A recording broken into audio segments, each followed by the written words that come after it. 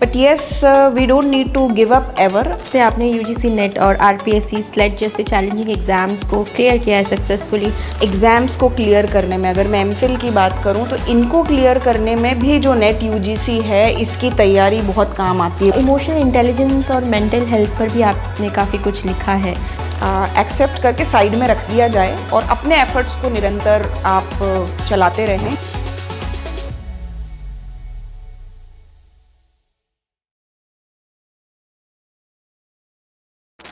Hello and welcome to the NET talks episode 4, जो कि exclusively Utkarsh classes के UGC NET aspirants के लिए हम लेकर आए हैं। मेरा नाम है बुशरा और आज मेरे साथ जो गेस्ट हैं वो एक बहुत इंपॉर्टेंट पर्सनालिटी है जिन्होंने अपने एकेडमिक और अपने प्रोफेशनल करियर में काफ़ी कुछ अचीव किया है।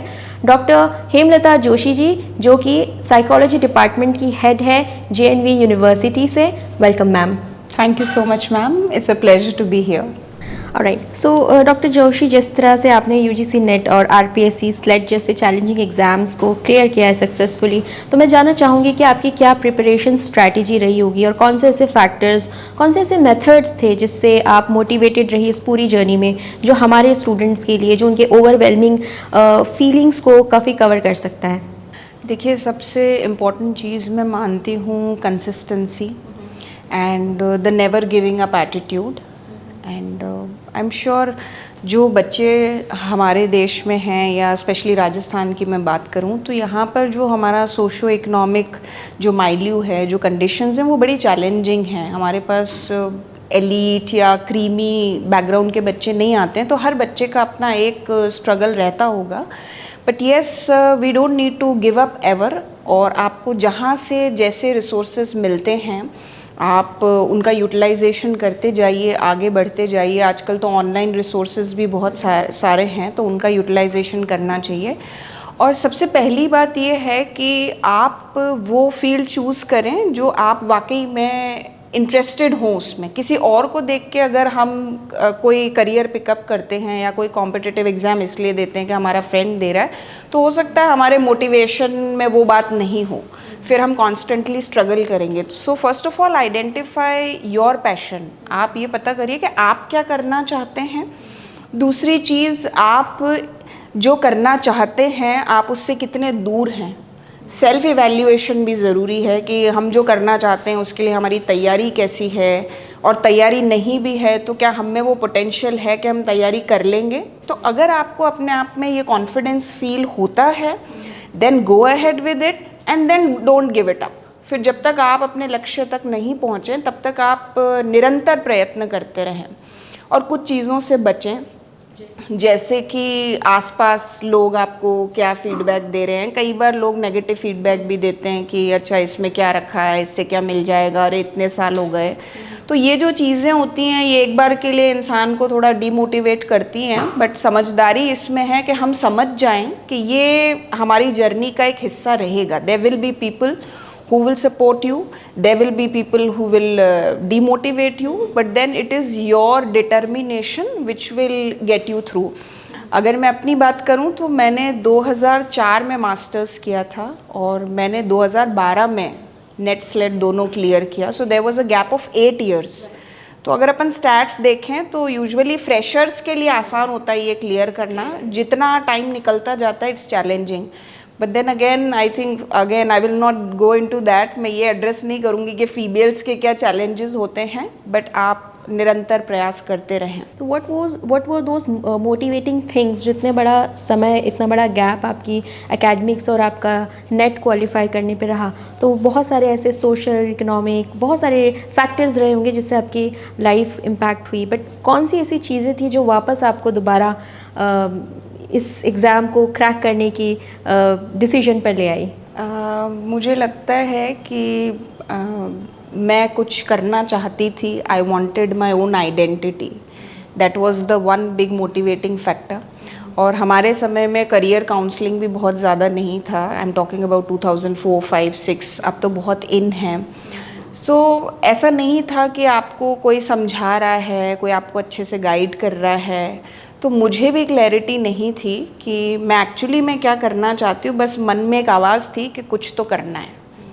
राइट। जो इंट्रिंसिक मोटिवेशन हमेशा हम में होनी चाहिए, स्टूडेंट्स में होनी चाहिए, जो कि उन्हें किसी भी चैलेंज को क्रॉस करने में हेल्प करे? बिल्कुल, और वो इंट्रिंसिक मोटिवेशन तभी आती है जब आप अपने इंटरेस्ट को आइडेंटिफाई कर लेते हैं, जो आपके भीतर से आता है। किसी और को देख के हम अगर फॉलो करने की कोशिश करते हैं तो that won't work. I think this is very important students, जहाँ पे आपको पता होना चाहिए कि आपका first of all you need to know your passion and you need to do a self evaluation कि आप उस पैशन को अचीव कर सकते हैं या नहीं, आपकी अफोर्डेबिलिटी है या नहीं, आप उसको लॉन्ग टाइम वे में उसको उस इंटरेस्ट के साथ उसे मेंटेन कर पाएंगे या नहीं। सो काफ़ी सारे इन्फ्लुएंशियल फैक्टर्स हैं, सोशल फैक्टर्स हैं, इकोनॉमिक फैक्टर्स हैं, कल्चरल फैक्टर्स हैं, जिसके बेसिस पे आपको आपके पैशन को आपके करियर में कन्वर्ट करने की जो रिस्पॉन्सिबिलिटी आप लेते हैं, you have to find out through that. And I think UGC NET exam एक ऐसा एग्ज़ाम हो चुका है जहाँ हर कोई बच्चा एग्ज़ाम दे रहा है, देख लेते हैं, चलते हैं, क्लियर हो जाता है कि नहीं बनता है तो बनता है, नहीं तो कोई और ऑप्शन देखेंगे। I guess this is due to competition. I feel ये बात सही है, और इसमें मैं बच्चों की गलती भी नहीं मानूंगी, क्योंकि हमारा जो एजुकेशन सिस्टम है इसमें हमने कोर्सेज तो नए ला दिए हैं, लेकिन हमने पूरा स्ट्रक्चर, पूरा ढांचा नहीं तैयार किया कि बच्चा अगर एक पॉइंट से एंट्री कर रहा है तो जहाँ एग्जिट है वहाँ वो प्रोफेशनली रेडी है, he will be picked up for a job. So बच्चे बहुत ज़्यादा पढ़ने के बाद भी जो जॉब्स हैं उनको अक्वायर नहीं कर पाते हैं। तो ये एक चैलेंज आजकल के बच्चे फेस कर रहे हैं कि हमारे पास ओवरऑल कंट्री में जॉब्स की भी कमी है और ल्यूक्रेटिव जॉब्स की कमी है। तो बच्चों को लगता है कि हिट एंड ट्रायल, अपन अगर जहाँ पर भी अपना क्रैक हो जाए, अपन इस एग्ज़ाम को क्लियर कर लें, तो चलो इसको तो सिक्योर कर लिया जाए, फिर देखा जाएगा कि अपन आगे क्या कर सकते हैं। दूसरी चीज़ मुझे नेट UGC के बारे में ये भी लगती है कि इंडिया के सबसे डिफ़िकल्ट एग्ज़ाम्स में से माना जाता है, और अगर आप सब्जेक्ट स्पेशलाइजेशन की बात करें तो अगर आप नेट क्लियर करते हैं तो आपको खुद को बहुत सेटिस्फेक्शन होता है कि हाँ, मैं इस सब्जेक्ट की तो ज्ञाता हूँ, मुझे ये सब्जेक्ट अच्छे से आता है। सो ये सिर्फ इसलिए नहीं कि आप आगे असिस्टेंट प्रोफेसर बन जाएंगे या आप आगे रिसर्च के लिए एलिजिबल हो जाएंगे, लेकिन मुझे लगता है कि अगर आपको अपने विषय का ज्ञान भी अच्छे से चाहिए तो नेट क्लियर करना ही चाहिए। राइट। इसी से मेरा अगला क्वेश्चन था मैम कि यहाँ पर आप एग्ज़ाम क्लियर कर रहे हो असिस्टेंट प्रोफेसर बनने के लिए या रिसर्च में जाने के लिए, लेकिन आपको लगता है ऐसे और भी बहुत सारी स्पेशलाइजेशंस हैं या और भी बहुत सारे करियर अपॉर्चुनिटीज़ हैं जहाँ बच्चे अपने करियर को बिल्ड कर सकते हैं। डू यू थिंक जैसे हमारे एक ट्रेडिशनल जॉब्स हम समझते हैं कि टीचिंग कर लेना, PhD कर लेना, but we get to know lot of new things happening in the society today where we are going into research and humanities और सोशल साइंसेज में। आई थिंक अनफॉर्चुनेटली हमारे देश में यूनिवर्सिटीज़ अब तक इतना, अगर एक डेटा के मुताबिक so far we have 0.6% of investment in our country into research as compare to other countries like the USA, जहाँ 2.6% के करीब इन्वेस्टमेंट गवर्नमेंट दे रही है। तो आपको क्या लगता है कि UGC नेट एग्जामिनेशन जो आपको गाइड कर एक पाथ दे रहा है एकेडमिक्स में जाने का, दूसरी तरफ आपको रिसर्च भी दे रहा है, but what would be the other alternatives for our students where they can still expect कि out of once they clear the exam उनके पास और भी बहुत सारे प्लेटफॉर्म्स हैं जहाँ वो अपनी इस एक्सपर्टीज़ को यूज़ कर सकते हैं? Do you think?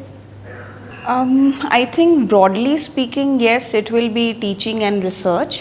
And as I said कि जब आप नेट जैसा एग्ज़ाम क्रैक करते हैं तो आप में उतना नॉलेज तो आ ही जाता है। और अगर मैं अपने विषय की बात करूं, मान लीजिए अपन मनोविज्ञान की बात करें, साइकोलॉजी की, तो एक हमारे बहुत इम्पॉर्टेंट एग्ज़ाम है MPhil इन क्लिनिकल साइकोलॉजी। तो अगर मनोविज्ञान की बात करें तो बच्चे रिसर्च में जा सकते हैं, टीचिंग में जा सकते हैं, या फिर काउंसलिंग और therapy into practice, into clinical practice, और इनटू स्कूल काउंसलिंग जॉब्स और इनटू इंडस्ट्रियल साइकोलॉजी जॉब्स। सो इन एग्ज़ाम्स को क्लियर करने में, अगर मैं MPhil की बात करूं तो इनको क्लियर करने में भी जो नेट UGC है इसकी तैयारी बहुत काम आती है। बहुत आगे जाके तो सिलेबस लगभग सेम ही हो जाता है, कुछ ब्रॉड एरियाज़ होते हैं जैसे रिसर्च एंड स्टैटिस्टिक्स है, या फंडामेंटल्स है, या सोशल है, या क्लिनिकल है, तो ये सभी एग्ज़ाम्स में पूछे जाते हैं। सो कहीं ना कहीं हम ये अंदाज़ा लगा सकते हैं कि जो भी आप अपनी specialisation, commerce, education, political science, history, students को जानना बहुत ज़्यादा ज़रूरी है कि इस सब्जेक्ट का मार्केट में कहाँ कहाँ डिमांड अब बढ़ रहा है। क्योंकि कॉर्पोरेट में भी आप देखेंगे कि किस तरीके से सोशल साइंसेज और ह्यूमैनिटीज़, जैसे साइकोलॉजी से हम देख लें काउंसलर्स की काफ़ी रिक्वायरमेंट होती है, या अगर हम पॉलिटिकल साइंस देख लें तो थिंक टैंक ऑर्गेनाइजेशंस हैं जो पॉलिसी मेकिंग में गवर्नमेंट को हेल्प कर रही होती है। हिस्ट्री में अगर देखें तो we have a lot of departments जो कि मॉन्यूमेंट से डील करते हैं, आर्कियोलॉजी से डील करते हैं, जो कि of course they are related to the government job and organisation, but still we have other ways where we not only being teachers and professors and researchers आप काम कर सकते हैं, बल्कि अपने प्रोफेशन को और भी वाइब्रेंट बिल्कुल बना सकते हैं। और NEP के आने के साथ में अब सारी अप्रोच इंटरडिसिप्लिनरी हो रही है। और ग्लोबली भी अगर आप टेक्निकल सेक्टर्स में भी हैं, साइंसेस में भी हैं, तो social sciences play a very important role, because आप को किसी भी तरह की प्रगति कर लें साइंस में, टेक्नोलॉजी में, लेकिन अगर आप इसको सोसाइटी से नहीं जोड़ते हैं, आप इसको आम जन की रिक्वायरमेंट से नहीं जोड़ते हैं, समस्याओं से नहीं जोड़ते हैं, उनकी वेलबींग से नहीं जोड़ते हैं, तो फिर हमारी प्रोग्रेस अधूरी ही है। राइट। और अगर हम फिलॉसफी के पॉइंट ऑफ व्यू से देखें तो एक पोस्ट मॉडर्निज़म का दौर शुरू होता था 90s के बाद। हम मॉडर्निज़म से पोस्ट मॉडर्निज़म की तरफ आ रहे थे, जहाँ पे वो फिलॉसफी, वो सिद्धांत ही आपको सिखाता है कि किस तरह से आप सिर्फ रैशनलिज़म या साइंटिफिक वैल्यूज़ के आधार पर ही अपने इंटेलेक्ट को नहीं बढ़ाएंगे, बल्कि मॉरल वैल्यूज़, ह्यूमन टच, और जहाँ पर एक्सपीरियंसेस की बात होती है, ह्यूमन सब्जेक्टिव एक्सपीरियंसेस की बात होती है, जिसमें सोशल साइंसेस का बहुत बड़ा किरदार है। I was also going through one thing about your resume where you have mention that you worked as a course coordinator for MOOCs and specially for स्वयं हमारे सभी स्टूडेंट्स जानते हैं पेपर 1 का एक बहुत हॉट टॉपिक रहा है। मैं जानना चाहती हूँ कि किस तरीके से आपका उसमें योगदान रहा है, और क्या ऐसे प्लेटफॉर्म्स और रिसोर्सेज हैं हमारे स्टूडेंट्स के लिए जो स्टूडेंट्स इन जनरल को हेल्प कर सकते हैं, और एस्पिरेंट्स, UGC नेट एस्पिरेंट्स के लिए मूक के प्लेटफॉर्म हेल्प कर सकते हैं। डेफिनेटली जो मैसिव ओपन ऑनलाइन कोर्सेज हैं फॉर शॉर्ट मूक्स, ये आई think this is an excellent initiative by the government of India, और ये फ्री हैं, और सारे जो फंडामेंटल कोर्सेज हैं, पेपर्स हैं, इन सबको उसमें कवर किया जा रहा है bye teachers and faculty members from across the country, and I coming from a state university is a part of it, and people from central institutions, they are also a part of it. So I think this is an excellent initiative, और बच्चों के लिए इससे ज़्यादा और क्या बेहतर होगा कि आप घर पे बैठे आप कोई भी कोर्स एक्सेस कर सकते हैं। और ये इम्पॉर्टेंट इसलिए भी है कि अब डिजिटाइजेशन के साथ हम आगे ही जाएंगे, पीछे नहीं आएंगे। सो आने वाले समय में, जैसा कि मुझे ज्ञात है कि डिजिटल यूनिवर्सिटीज़ भी गवर्नमेंट के प्लान में है, so we are on the path. और अगर हम इसको UGC नेट के कॉन्टेक्स्ट में देखें, तो अगर हम किसी विषय को फंडामेंटली स्टडी करना चाहते हैं, उसकी क्या थ्योरीज़ हैं, क्या मॉडल्स हैं, क्या अप्रोचेज़ हैं, तो उसमें स्वयं courses are definitely unbeatable. But talking about a competitive exam again like UGC NET SLET, we need a little different approach from when we are studying the theory or the subject matter as such. तो उसके लिए I need not mention, I think आज की जो generation है वो हमसे भी ज़्यादा अपडेटेड है कि कौन से रिसोर्सेज बेस्ट हैं, कौन कौन से एप्लीकेशंस हैं, ऐसे एडटेक कंपनीज़ हैं, they are innumerable and providing good resources, so they can take help from that. लेकिन फिर भी मुझे लगता है कि टेक्स्ट बुक से पढ़ना जो है वो आज भी सबसे बेस्ट है। हो सकता है मेरी बात से सब अग्री नहीं करें, लेकिन टेक्स्ट बुक से हम जो पढ़ के और समझ सकते हैं वो बेहतर है, और उसमें एक कॉन्टीन्यूटी होती है। हालांकि आजकल तो लेक्चर्स में भी कंटेंट पूरा कंटिन्यूस फॉर्म में ही होता है, बट या hard copy also could be a substitute for some, they may try, क्योंकि इसमें भी इंडिविजुअल डिफरेंसेस होते हैं कि कोई देख के पढ़ लेते हैं ऑडियो विजुअल, कोई टेक्स्ट बुक पढ़ के अच्छा कर लेते हैं। सो आज की जनरेशन इस सेंस में ब्लेस्ड है कि वो अपने ऑप्शंस खुद चूज़ करें एक्सप्लोर करके। राइट। एक और जैसे like I was just thinking about the idea of multitasking, क्योंकि अब हम डिजिटलाइजेशन में हैं, हमारी बहुत सारी हैबिट्स जो रीडिंग की थी, राइटिंग की थी, it is going to it has converted into listening. Most of the time हम सुनते हैं, तो और सुनना भी ऐसा होता है कि we are not only listening but we are doing multiple task at the same time. So sometimes we feel like we can cover this lecture, इस लेक्चर को कवर कर लेते हैं कुछ और भी साथ में करते करते। डू यू रियली थिंक कि इस तरह का जो अप्रोच है स्टूडेंट्स का चीज़ों को समझने में, एकेडमिक्स, चाहे वो हम एकेडमिक्स की बात करें, इन जनरल किसी भी नॉलेज बेस्ड प्रोग्राम सुन रहे हों, तो आपको लगता है कि इसका इम्पैक्ट हम पर होता है? Multitasking, is it really possible? Definitely होता है। और अगर कॉग्निटिव साइकोलॉजी से मैं कुछ रेफरेंस दूं तो हम इसको कहते मल्टीटास्किंग है, but actually it is switching the attention. So we are doing one task, the other and the previous one and then the later one without realizing, because हमारा जो mind है वो actually में it's an amazing I think yes it's an amazing thing created by nature। तो हमें खुद भी नहीं पता चलता है, हम कहते हैं उसे मल्टीटास्किंग है। होता ये ऑल्टरनेट अटेंशन है। सेकेंडली मान लीजिए कि हम मल्टीटास्किंग कर भी पाते तो भी कॉग्निटिव साइकोलॉजी हमें कहती है कि आपकी एफिशिएंसी जो है वो उसमें बीट हो जाती है। Rather than doing multiple things at a time, it is far better to do one thing at a time, that will give you better results. Right. Emotional intelligence और मेंटल हेल्थ पर भी आपने काफ़ी कुछ लिखा है, तो ऐसे में मैं जानना चाहती हूँ कि हमारे जो स्टूडेंट्स हैं इस समय एक बहुत हाई प्रेशर एकेडमिक एनवायरनमेंट में रह रहे हैं, चाहे फिर वो यूनिवर्सिटी के स्टूडेंट्स हो या कॉम्पिटिटिव एग्ज़ाम के स्टूडेंट्स हो। काफ़ी न्यूज़ चर्चा में है यूजीसी नेट एग्ज़ाम को लेके, नीट को लेके, यूपीएससी को लेके काफ़ी ख़बरें फैली हुई हैं। तो ऐसे में आपसे जानना चाहूँगी वो टिप्स या वो तरीके हैं जिससे बच्चे अपनी मेंटल वेलबींग को, अपने इमोशनल इंटेलिजेंस को बैलेंस रख सकते हैं। What would you like to say? It's a very important question, no doubt. और ये बात सही है कि आज का माहौल जो है वो बच्चों के फेवर में तो नहीं है, क्योंकि ऑलरेडी स्टडीज़ का इतना प्रेशर होता है और उसके बाद में अगर ये सारे दूसरे फैक्टर्स ऐड कर दिए जाएं which are beyond the control of the child, then it becomes tough for them. But I think wisdom is in understanding that this unfortunately is a part of the system. At least अभी तो जो scene है हमारे यहाँ पर उसमें ये चीज़ें हो रही हैं, तो इसे समझ के और एक्सेप्ट करके साइड में रख दिया जाए और अपने एफर्ट्स को निरंतर आप चलाते रहें, क्योंकि चेंजेस भी आ रहे हैं। एजुकेशन में भी सरकार बदलाव लाने की प्रयास कर रही है। टेक्नोलॉजी एडेड हम लोग एग्जामिनेशंस कंडक्ट करना चाहते हैं। तो जब भी चीज़ें नई होती हैं, या अब आप देखें कि नीट के इस बार जितने एस्पायरेंट्स थे that was I think unprecedented. इससे पहले जो है इतने सारे बच्चे, शायद 25 लाख के आसपास फॉर्म भरे गए होंगे। तो जब इतना बड़ा आपको एग्ज़ाम कराना है तो काम भी बढ़ जाता है, चैलेंजेस भी बढ़ जाते हैं, और ऐसी सिचुएशन में मिसहैप्स होना इज़ अंडरस्टैंडेबल, दो I am not saying it's justified, क्योंकि इससे बहुत बच्चे प्रभावित भी हुए हैं। लेकिन अगर कोई आप चीज़ें ऐड करेंगे, चेंजेस लाएंगे, तो उसमें शुरू में एरर्स होंगे। तो बच्चों के लिए ये समझना ज़रूरी है।